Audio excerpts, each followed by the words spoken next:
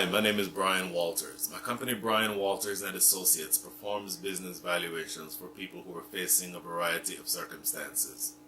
There's a handful of times where it becomes necessary for a business owner to intertwine his or her personal business with the affairs of the business itself. And unfortunately, one of those times is in the event of a divorce. If a business owner is divorcing, and assuming that that business owner lives in a community property estate, the value of that business owner's interest in the business is one of the assets that needs to be separated between the two parties.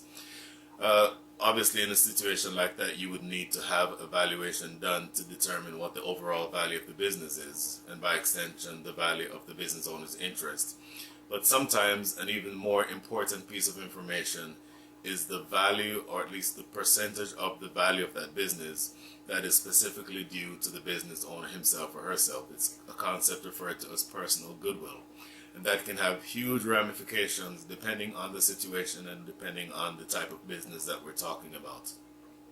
As a brief example, let's assume that we have two different businesses, each 100% owned by the business owner. One of those businesses, and by the way, both those businesses, assume they have both the same value.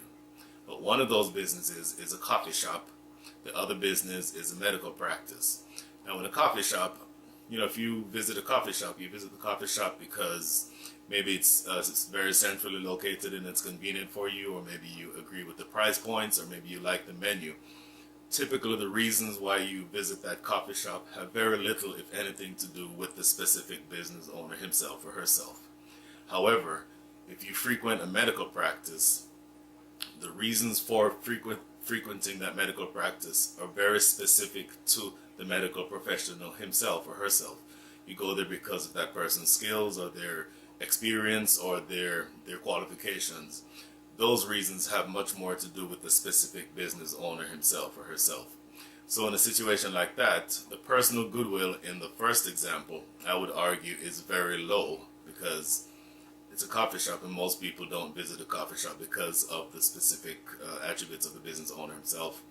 But in a medical professional example, that certainly would speak to a much higher level of personal goodwill because of the qualifications of the business owner. This has tremendous implications for anyone who is facing a situation similar to this. The type of business that you have, the extent to which you directly impact the business, and a host of other factors can be very, very important in determining what part of the value of that interest is divisible between the two sides and what part is not. So if you are facing a situation like this or know someone who is, I would highly recommend that you speak to either me or someone who does what I do for a living to be able to understand how this might apply to you with your specific set of circumstances. Generally speaking, this is a very difficult time for anyone going through this process. And so a no cost, no obligation, confidential conversation is always something that I'm open to as you face what is probably a very difficult time in your life. Thank you for listening, and we will be in touch.